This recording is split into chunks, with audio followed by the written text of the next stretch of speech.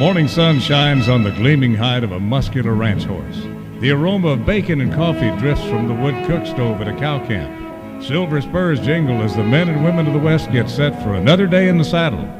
From the heart of Canada's finest ranching country, this is the Spirit of the West with rancher and horse trainer Hugh McLennan and his collection of music, poetry, and conversations with the folks who live and work with horses and cattle in the Spirit of the West.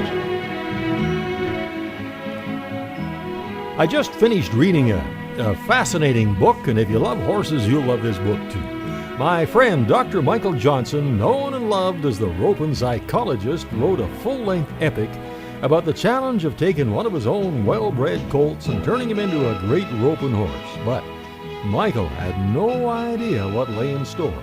I've reached him at his ranch in Texas, and today we'll look into some of the challenges he's had with his beloved horses, including a situation where his old reliable horse Blue, after being hauled around the country for years, began refusing to go in the trailer. Now, if either of our wives, we were going somewhere, and we started to get in the car, and they said, I can't get in right now, we wouldn't get behind them and start clucking. Yeah, I know how that would go over. And the world of performance horses is something Baxter Black comments on today. Showing horses is also a big business, which means competition. And competition can bring out sometimes the less pleasant side of our personalities. And in the Cowboy Poetry Spotlight, a brand new one from our pal Andy Nelson. Phrases like broke to rope were commonplace there.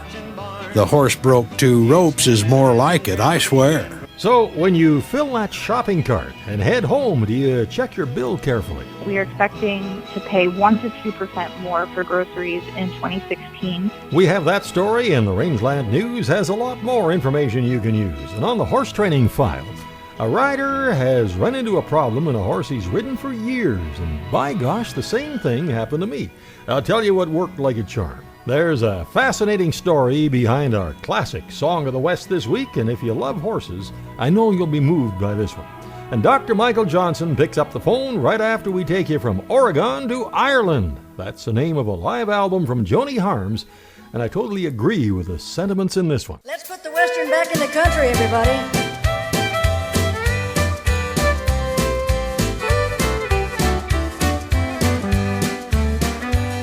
They used to call it country and Western. Could someone tell me where the Western went? Did it stray from the herd like some bulldoggy that wound up tangled in a barbed wire fence? Was it traveling on a stage out yonder that never made it into Santa Fe?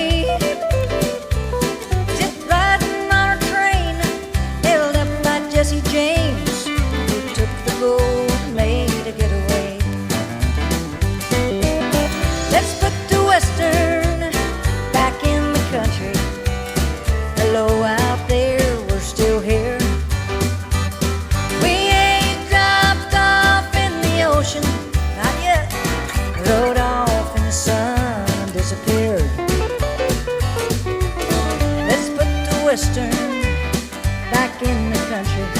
You can either sing along or lend an ear. Well, partner, it's your choice. I want you to listen to the voice of the sons and daughters of the pioneers.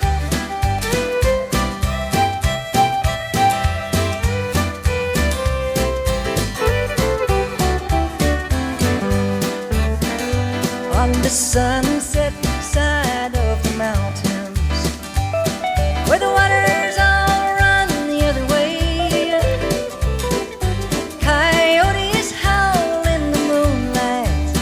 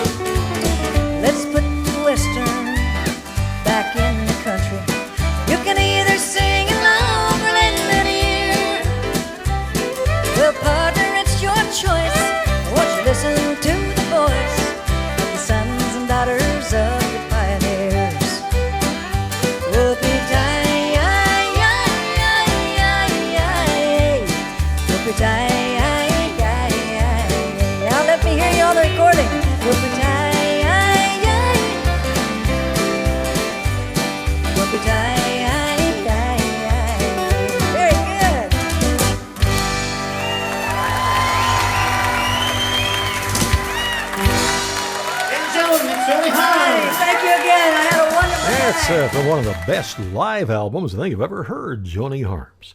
Well, it's so good to have Dr. Michael Johnson live on the line from Texas. And Mike, the book called The Trials of Joe Ben Black, Confessions of a Rope Horse, is a very personal journey you took with what you thought was going to be a straightforward process of starting a colt that you had high hopes for. Well, I think primarily I just wanted to do one correctly in my life. You know, I just wanted to develop one horse that I didn't pull on, that I didn't get impatient with, and almost everything we did, I wanted him to do it because he wanted to, not because he was forced to. That was my motivation. And so there he is, like a fresh, unmolded piece of clay, and with your, all the years that you've been involved with horses and dealt with all kinds of issues in the arena, outside of the arena, I can just see how you could look at this colt and say, now, I have him from day one, we're going to do it absolutely right, but progress is never a straight line, is it? It didn't work out that way, to say the least. Yeah, I just made one mistake after another, and it was the same ones I'd made before. You know? Well, but it looked like the first few rides went well. Yeah, they did. Well, everything went pretty well. We were just so cautious, and it just took baby steps, all the way along the way. And then the first crack in the dam was when I decided to ride him away from the barn and the other horses one day, and he just really, misbehaved, and I got mad, and my wife came along, and she went and got another horse and brought him out there, and I said, what are you doing? And she said, well, that's the first time you've ever ridden him out of eyesight of the other horses. He was frightened. And I said, well, I don't have time to, do an interview and run a health spa here and check with him to see if he wants to rope today.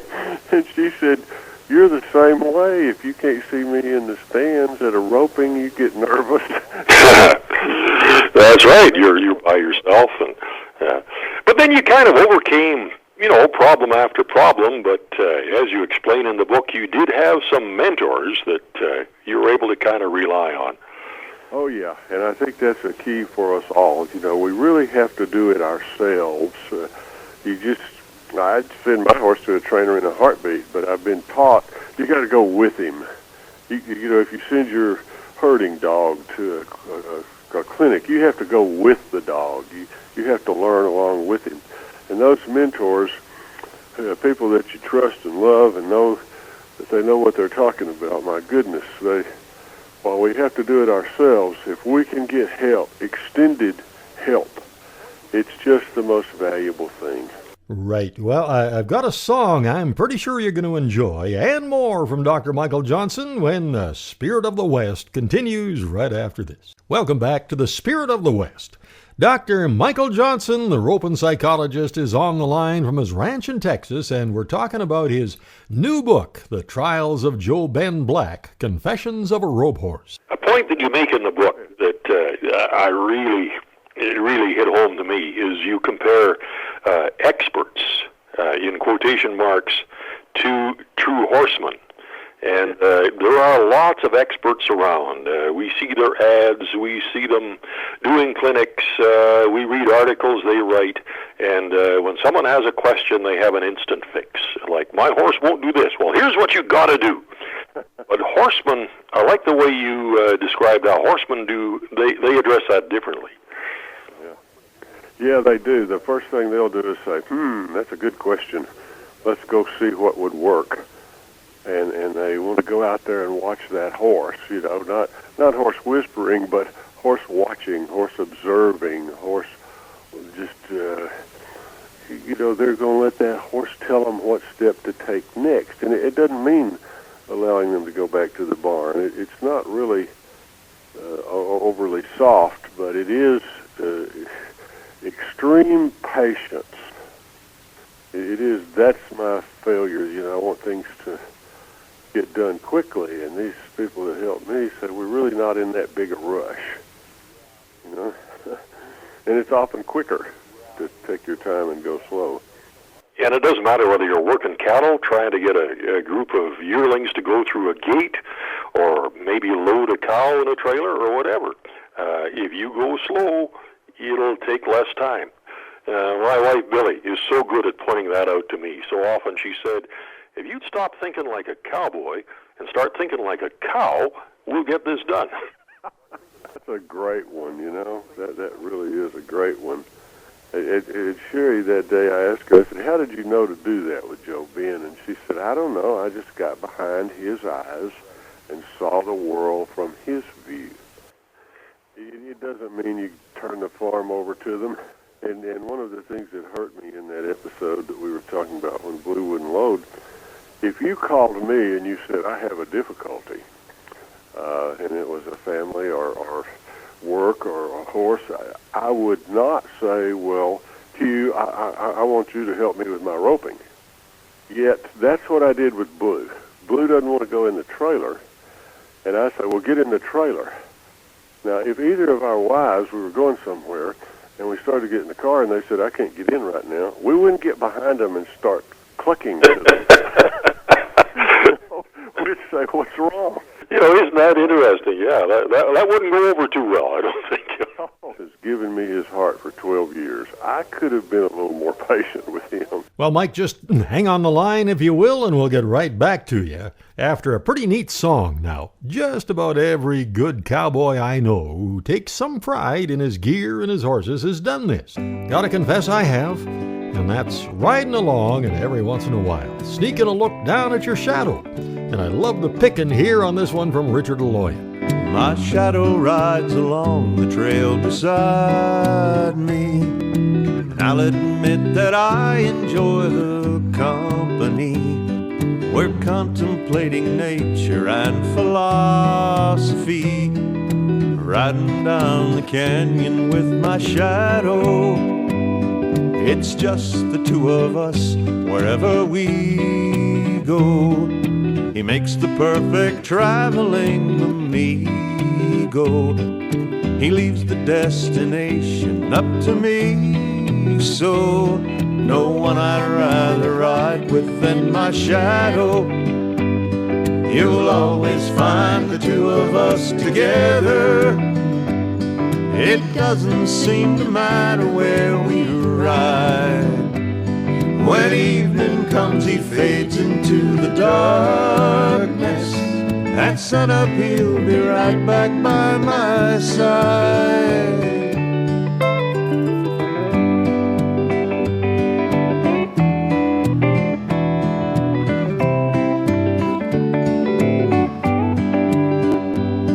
We ramble down the trail in perfect harmony.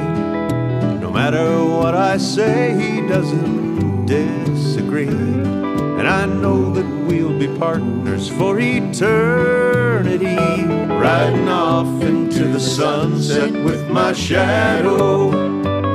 You'll always find the two of us together.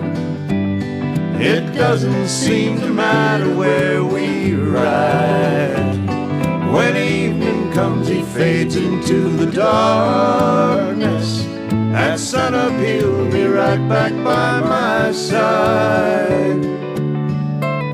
My shadow rides along the trail beside me, and I'll admit that I enjoy his company. We're contemplating nature and philosophy, riding down the canyon with my shadow.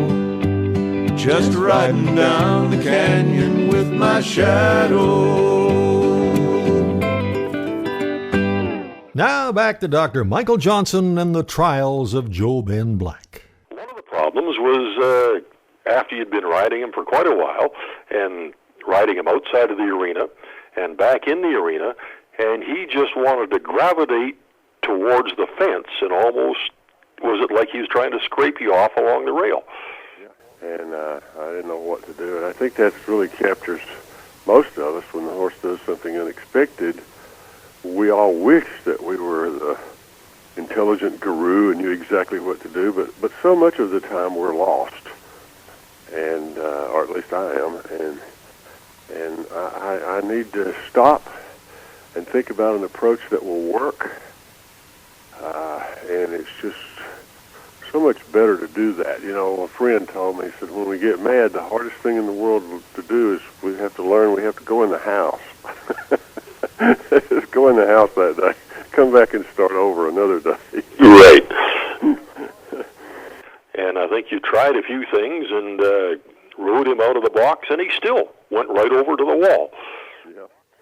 Yeah, and I just watched a little scene with my wife and our granddaughter, who she adores. She had a little tantrum, and my wife put her in the bedroom and said, when you can treat us like we treat you, you can come out. And it just hit me.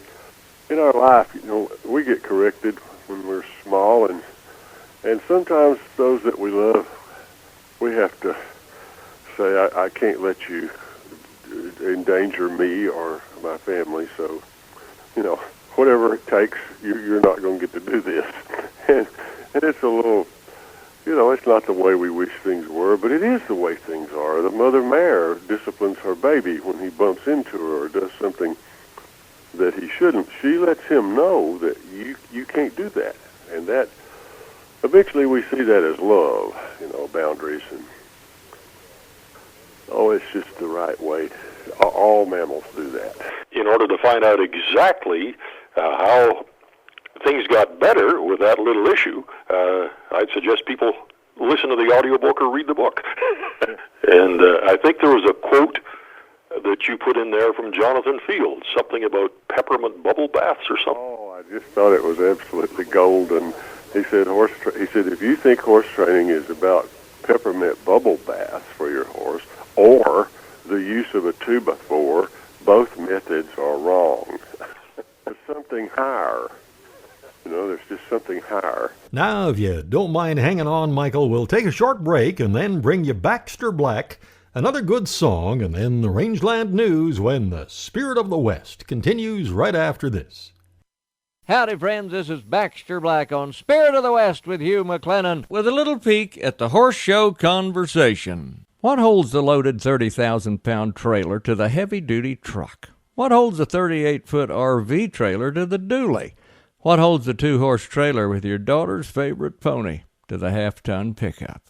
Well, the odds are it's a B&W trailer hitch, probably a turnover bowl, American-made, employee-owned, customer-tuned, and proud of their part in America's greatness.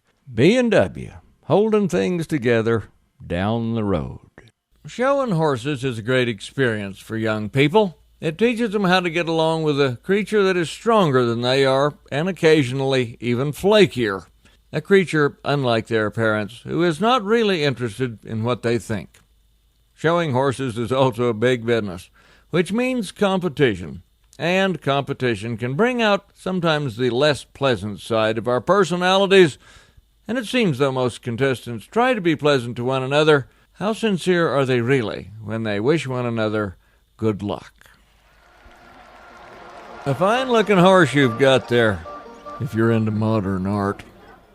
I had a horse like that one time, but he wasn't very smart. I'd guess that he's part thoroughbred, part Catahoula hound. You get him in a claiming race, or at the lost and found. Oh, really? You've got the papers? I'd use him to train the dog. And he's out of California. No wonder he smells like smog.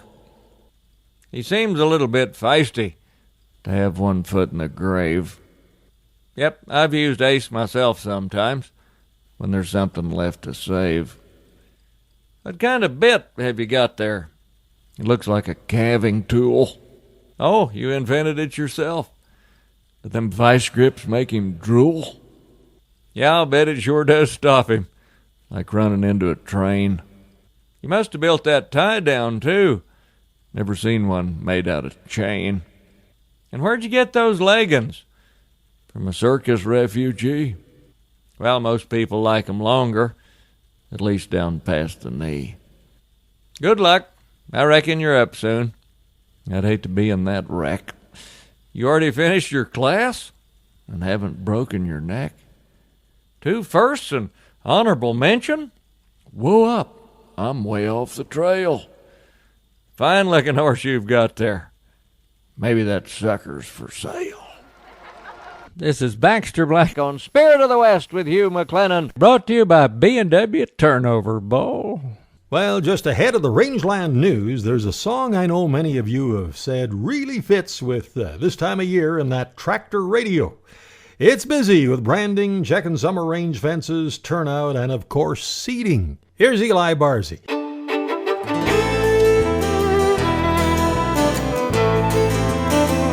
My father said some things you learn by only doing when it comes your turn. Some things come around, so be ready if you can. You play your heart like a farmer turns his land, and you plant your fields when the spring is tender. When the summer beats down, you pray for rain. You hope for the harvest and the long cold winter. And then you plant your fields again.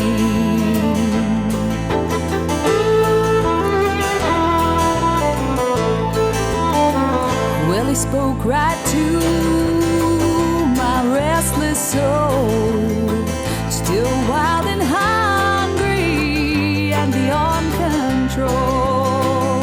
For all that you do, there's a time and a place, but you won't know it till it comes your way.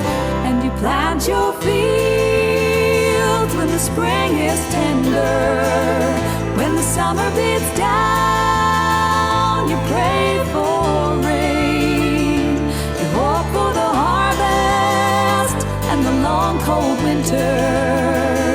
And then you plant your fields again.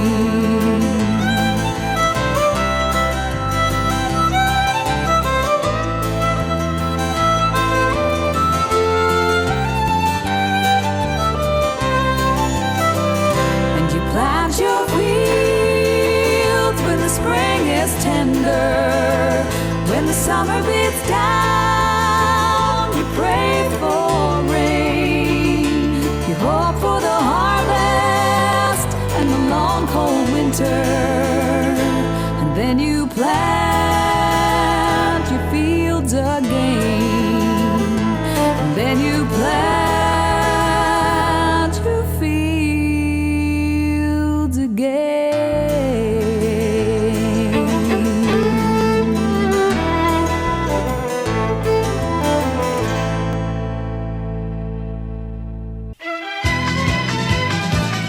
News of the Rangeland, a roundup of news and coming events from around the West. We'll tell you what's new under the western sky right after this word from the cattlemen of Western Canada. Nothing says summer like a steak on your barbecue. To get the most out of your ranch-raised beef, keep uncooked meat cold, use a meat thermometer, and thoroughly clean all kitchen surfaces. BC Ranchers want you to have your best beef experience this summer. From the pasture to your plate, food safety is everyone's responsibility. Now, the Rangeland News, top of page 1. Well, we're well into 2016 now. And we do spend time picking up supplies when we're in town. And Billy is pretty good about finding the best grocery prices she can. And we were bracing ourselves for a significant increase, but that might not be happening. Here's our Washington reporter, Gary Crawford. Before the year began, Agriculture Department food price analyst Anne-Marie Coons was forecasting what she thought food prices would do this year at the supermarket. At that time, she told us, We're predicting supermarket prices to rise 2 to 3%. Which would have been considerably above the 1.2% hike we saw in 2015. But up through last month, grocery store food prices overall have not gone up at all. They've gone down 0.3%. Anne-Marie is nothing if not flexible on her forecasts. So we have changed it. We have adjusted our forecast down downwards. Last month, it went from 2 to 3% expected supermarket food price inflation this year, down to 1.5 to 2.5. This week, though, another downward adjustment. We are expecting to pay 1 to 2% more for groceries in 2016. Responsible for a lot of that decline is eggs, instead of the 1% or so price decline that had been forecast. We're now predicting egg prices to decrease between 9 and 10%. Look for possible price declines also this year for beef and pork, price hikes for fruits, vegetables, and bakery products. Gary Crawford for the U.S. Department of Agriculture, Washington. A recent rule finalized by the U.S. Fish and Wildlife Service will change the regulations for designating critical habitat. Western Colorado rancher Robbie LaValle said the federal agencies must move away from the scientifically inaccurate idea that removing, reducing, and retiring grazing is the answer to every problem the agencies face on public land. Now, can you believe this? Representative Jared Huffman, a Democrat from California, well, maybe you can, called the impacts to family businesses by this regulation folksy anecdotes. Now, you can imagine how that went over. And in response to a question about collaboration with federal agencies, LaValle said, while we're working with the Fish and Wildlife Service, there are times, especially recently, where they have said our preferred alternative is no livestock grazing, and that's concerning. Whole Foods Market, Inc. won the dismissal of a lawsuit by a well-known animal rights group that accused the grocery chain of deceiving consumers into believing that the meat it sells is raised more humanely than normal, resulting in overcharges. People for the Ethical Treatment of Animals, the notorious PETA, said the use by Whole Foods of a 5-step rating system for beef, chicken, pork, and turkey was a sham because it was not enforced against suppliers and the standards were at best little better than normal industry practices. In a recent decision, Judge Nathaniel Cousins said PETA failed to show that Whole Foods' alleged misrepresentations on in-store signs, placards, and napkins defrauded consumers into overpaying. The judge said statements such as, great tasting meat from healthy animals and raised right, tastes right, amounted to permissible promotion. The Innisfail auction market has, of course, the big bucking stock sale, May the 31st, 2016, bucking bulls, bucking horses, pickup and ranch horses. That'll be a good one. And then, of course, the machinery sale. They'll start receiving items June the 1st. Call the market for details and see InnisfailAuctionMarket.com. And that brings us down to the final item. At times, we've had problems with ATVs and motorbikes tearing up the good grasslands up on what we call our summer range. John Glosson told me about an incident that happened just west of the Cowboy Trail on the eastern slopes of the Rockies. Apparently some motorbikers decided they'd head out for a bit of camping. They rode up into the Indian Graves campground west of the Cowboy Trail in Alberta, and though the campground was still closed, they were unloading their camping equipment, which consisted mostly of beer and other such stuff, and one of the riders, who'd been sampling his alcohol and smoking something during the ride, made a bet with the others that he could ride his motorbike buck naked around the rough, used trail that surrounds the campground. Well, a few of the other riders had also been testing their drinks, and the bet was on, and the young fella stripped to the buff, and he was on his bike bouncing over the rocky, root-filled trail when a bee just happened to be traveling in the opposite direction on the same trail.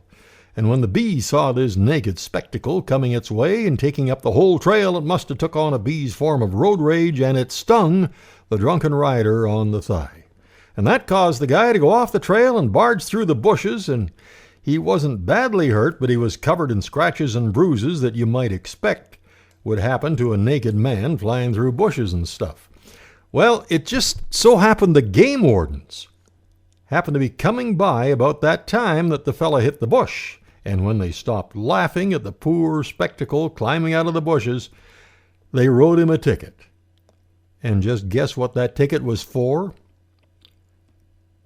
Of course, riding his motorcycle without a helmet. And that's the Rangeland News. There's more from Dr. Michael Johnson, and coming up on the Horse Training File, what seemed to be a puzzling problem had a very simple solution. That's next, when the Spirit of the West continues right after this. Welcome back to the Spirit of the West. Boy, that was a puzzling problem. The guy had ridden the same horse for several years, and for some reason, when he would ask the horse to go from a walk to a trot or a trot to a lope, the old pony would do it, but for the first few strides, he'd pin his ears back and he'd shake his head, and before that, he would willingly change gears with no resistance. Well, I had a similar problem, and I'll tell you what worked for me on the horse training file, and that's coming right up. First, though, now, for those of you who've been asking about the next Spirit of the West cruise, I'm happy to tell you that it will take place in June of 2017, and the whole gang will be going way up north to Alaska, way up north to Alaska, north to Alaska, we're going north for Russia song. North to Alaska, we're going north for Russia song. That's right. My wife Billy and I will be hosting a great group of Spirit of the Westers aboard the beautiful Holland America ship, the Noordam, and we'll sail out of the spectacular Vancouver Harbor, visiting Ketchikan, Juneau, Skagway, Glacier Bay, and then we'll have 2 spectacular days of sightseeing in Denali National Park. Then we'll board the magnificent McKinley Railroad with their sightseeing dome cars and hopefully have a good look at North America's highest peak, Mount McKinley. And then it's on to Anchorage.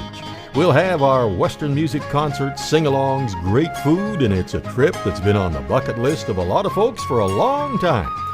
And the whole package includes return airfare from Calgary, Edmonton, and Vancouver, and includes ground transfers in Vancouver and Anchorage, plus all of our Spirit of the West group gatherings, all port and government taxes, all onboard meals, entertainment, and room service, and a special group reception, lots of networking opportunities, our special Spirit of the West gifts, the highly coveted Spirit of the West t-shirt, and a special Spirit of the West tour just for our group in Juneau. Now here's something else. If you like traveling by rail, we have an optional Rocky Mountaineer rail package to travel from Calgary to Vancouver, available on request. Our entire schedule with prices and everything else is available on the cruise page at our website, hugh-mclennan.com. And you can get all the information at this toll-free number, 1-800-530-0131. Now the horse training file. This week a rider says his horse that he loves to ride has developed a problem that he's concerned about. The horse had been just doing well for a couple of years. However, he hadn't been ridden too much over the winter. Now, normally, this is the kind of pony you can leave for 6 months or more and then catch him, saddle him, climb on and ride, and he's just as good as the last time you used him. The problem, however, came up after he'd ridden at a brisk walk for 10 or 15 minutes or more, and then he asked him to move up to a trot. Well, the horse did trot, but when he cued him with his spurs, the horse laid his ears back for a moment, and he felt a little sticky before he started to trot. And once that was past, he trotted just fine. Now, after trotting until he heard him blow his nose, which is a good practice, he asked for a lope, set him up for the left lead, cued with his spurs, and the horse just laid his ears back and didn't break into a lope, so he spanked him on the butt with the end of his rope, and the lower horse laid his ears back again, and he started to buck a little bit.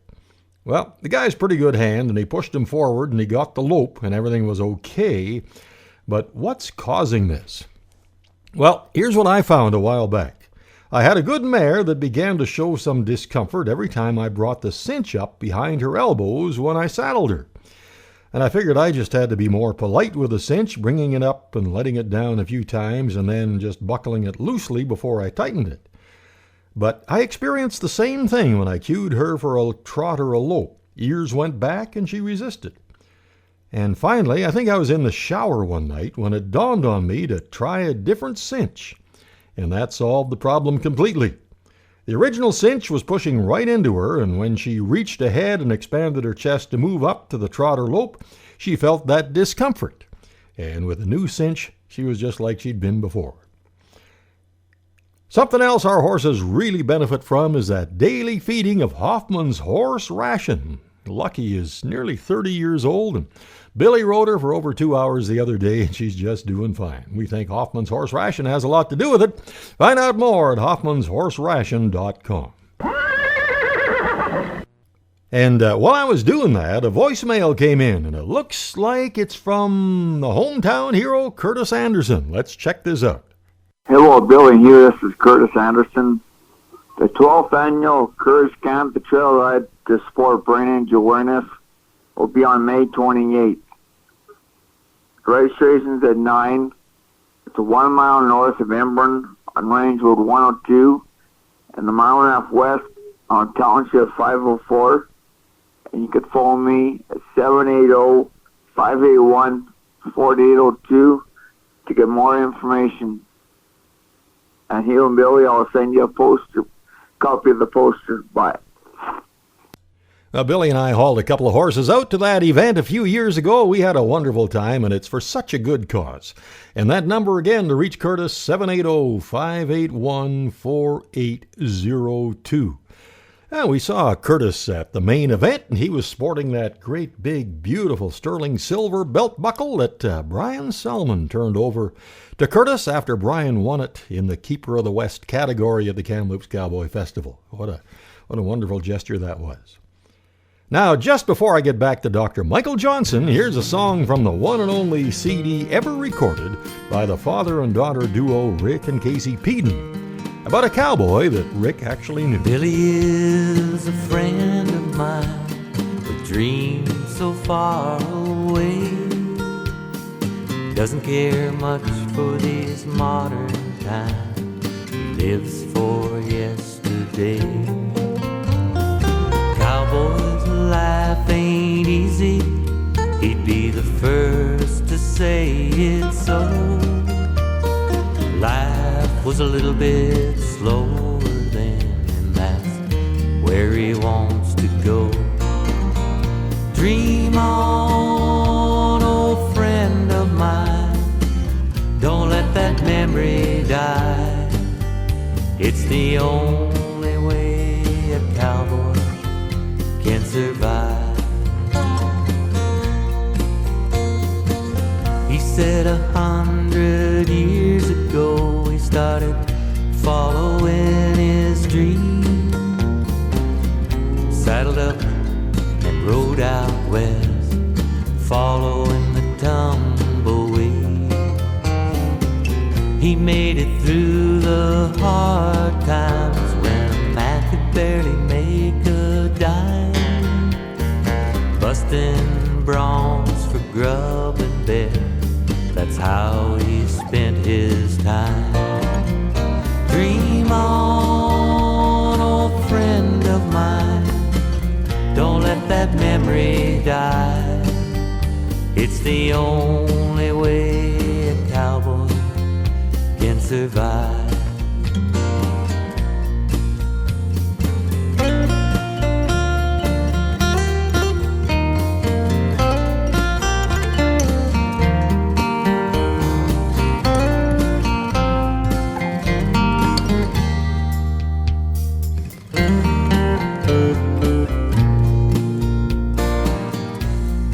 Once, when his life was through, he had one more place to go.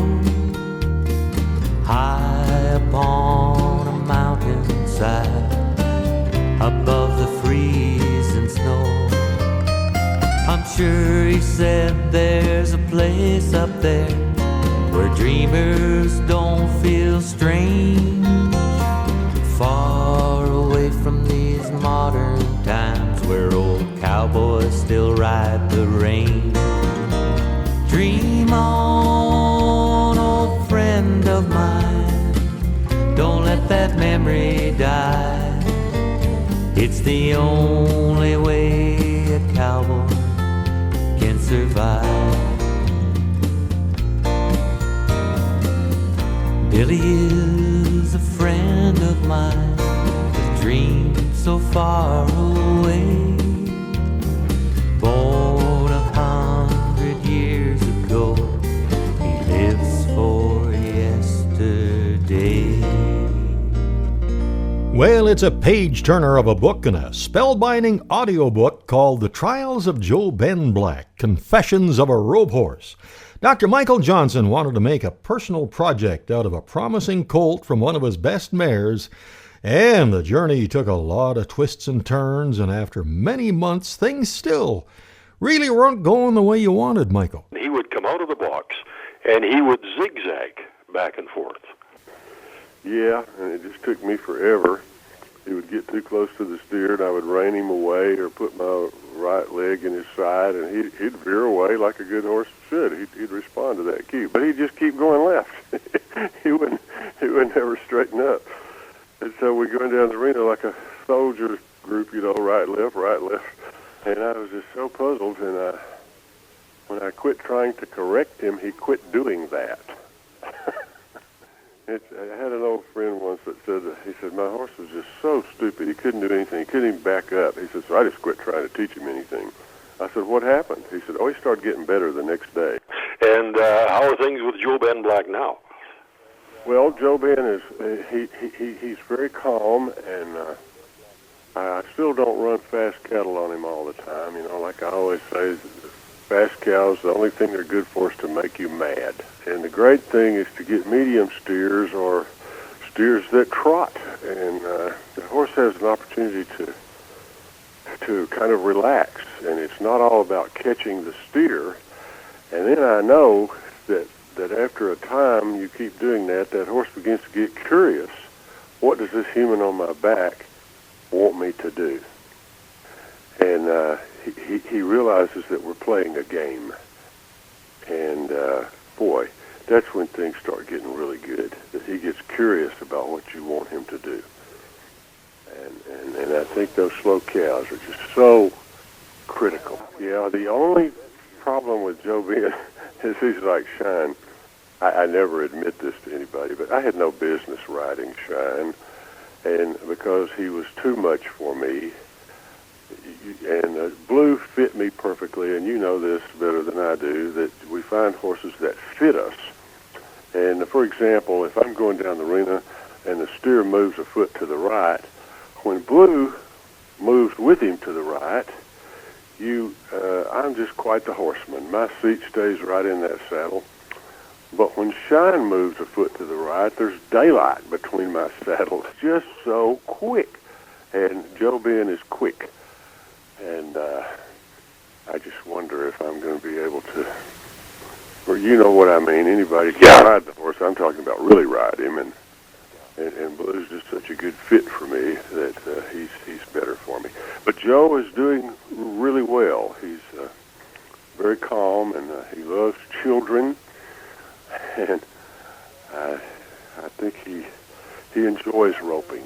As I know you do. Well, you can order the book or the audiobook directly from Michael at michaeljohnsonbooks.com, JOHNSON books.com, or call him at 903-862-2082.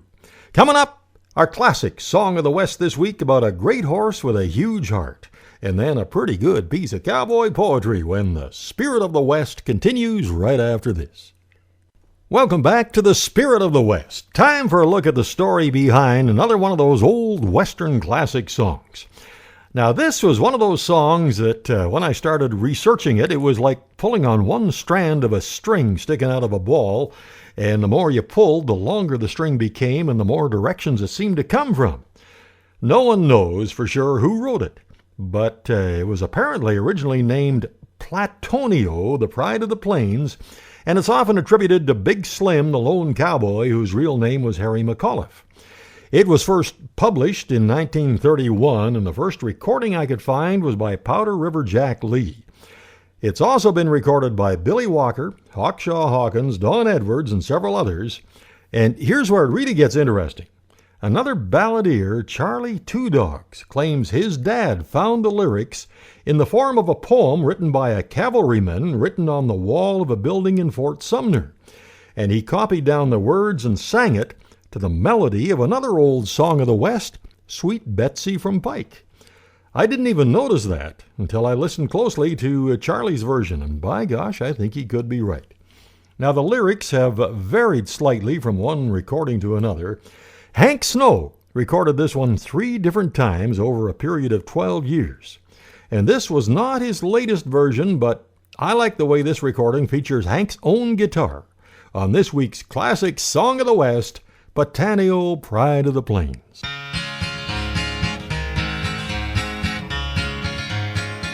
You look at this picture with a wondering eye, and then at the arrow that hangs by its side. Say, tell a story, for you know there is one with the name of Batanio, the story begun. I'll tell you a story that will thrill you, I know, of a horse that I own down in New Mexico. Swift as an antelope and black as a crow, and a star on his forehead as white as the snow. His hair like a lady was glossy and fine. He was restless and proud, but so gentle and kind. His arched neck was hidden by a thick flowing mane, and they called him Batanio, the pride of the plain. The country was new and the settlers were scarce, and the Indians on the warpath were savage and fierce. Scouts were sent out every day from the post, but they never came back, so we knew they were lost. One day said the captain, someone he must go for help to the border at New Mexico. A dozen brave fellows right away answered here, but the captain he spied me and standing right near. Batanio beside me, his nose in my hand, said the captain, your horse is the best in the land. You're good for the ride and the lightest man here on the back of that Mustang, you've nothing to fear.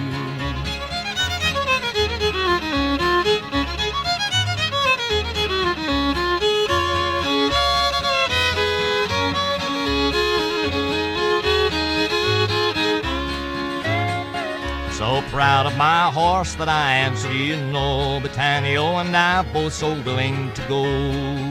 For speed and endurance I'll trust to the blind, Batanio will carry my life on his back. Then they all shook my hand and I mounted my horse, rode down the dark pathway and turned his head north. Black struck a trot and he kept it all night, till just as the east was beginning to light.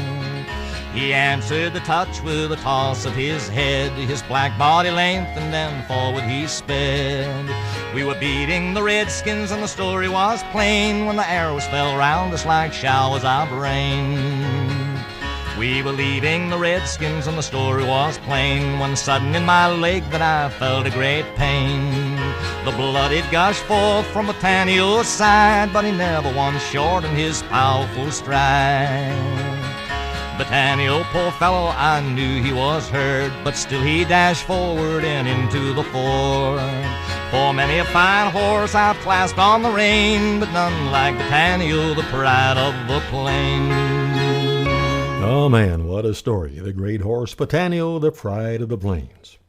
Well, you know, going to a horse auction of any kind is always a lot of fun, and when you read the descriptions of the sale horses in the show catalog, sometimes, well, the writing can be pretty creative. And in the Cowboy Poetry Spotlight, with that in mind, here's Andy Nelson. We've got gentle horses for gentle riders. We've got spirited horses for spirited riders. We've got horses that don't want to be ridden for people who don't want to ride. Gentle as they come is what the catalog said. Gentle as they come were the words that I read. But the horse sale catalog was written in code. I pondered each word as the horses were rode.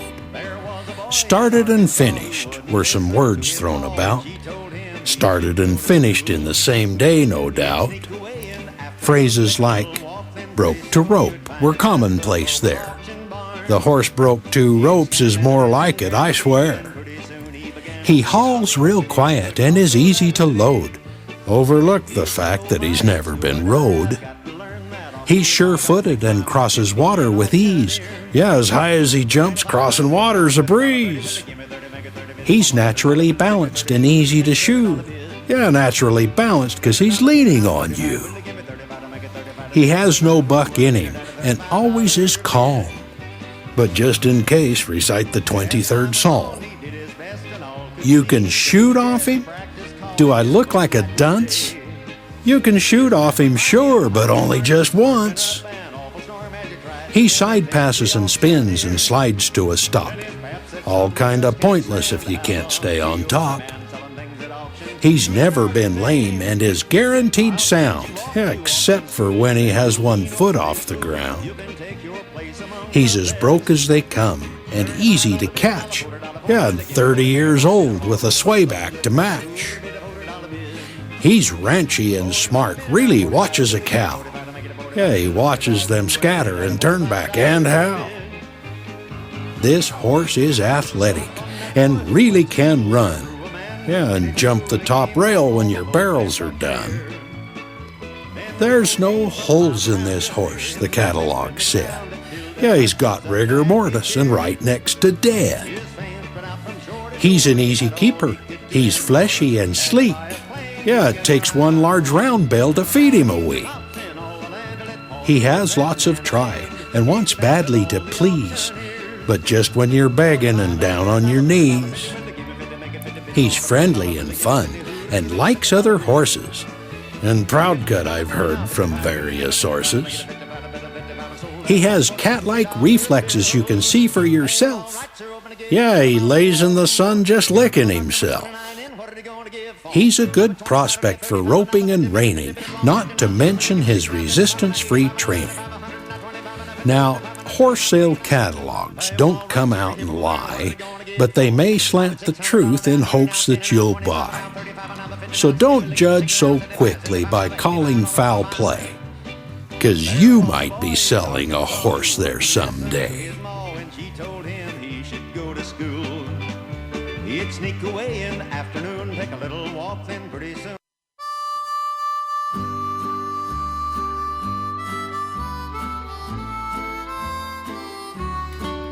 Well, thank you so much for making the ride along with us this week, and hope you can join us right here next week at the same time. Thanks again to our great support crew, Mark and Kathy McMillan, and if you're looking for a place to spend a few days at a beautiful ranch in the West, check out meadowsprings.com, Meadow Springs Guest Ranch. Now, Mark is one of those guys who can do darn near anything, and if you need a website, he can build it and make it work. If you need tech support, he can do that. If you need a sound technician for your concert, he's the guy, and as we speak, he's even repairing my tractor. How's that for support?